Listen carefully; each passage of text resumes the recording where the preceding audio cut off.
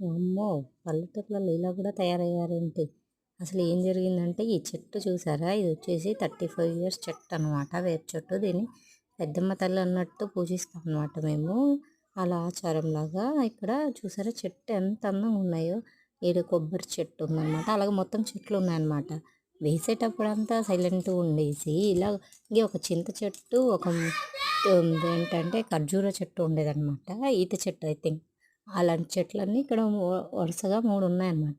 అవి ఉన్నప్పుడంతా చిన్న మొక్క నుంచి సైలెంట్‌గా ఉండేసి పెద్ద చెట్టు అయిపోయి మానైపోయి తర్వాత దానికి కాయలొచ్చిన టయానికి ఇది మా స్థలంలో ఉందనేసి గొడవేసేసి దాన్ని తిన్నారు. పోనీ అప్పడుకు పండ్ల వరకు వదిలేసారా? తర్వాత అది గాలివానకు పడిపోతేనేమో దాన్ని గూడా వదలకుండా దాని మొక్క అంత పడిపోయిన తర్వాత దాని కొమ్మలను కూడా వదలకుండా అన్నీ కొట్టుకొని పొయ్యిలో పెట్టేసుకున్నారనమాట.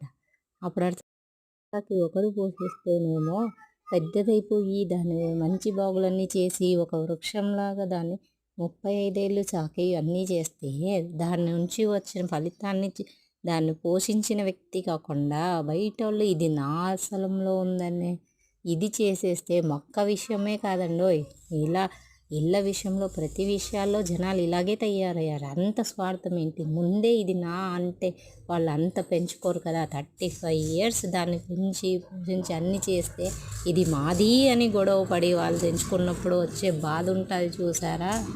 అది ఇంటి విషయమైనా మొక్క విషయమైనా అంతేనమాట. ఇలా ఉంది. ఇంతేలేండి, ఇలాగే ఉంటారేమో జనాలు.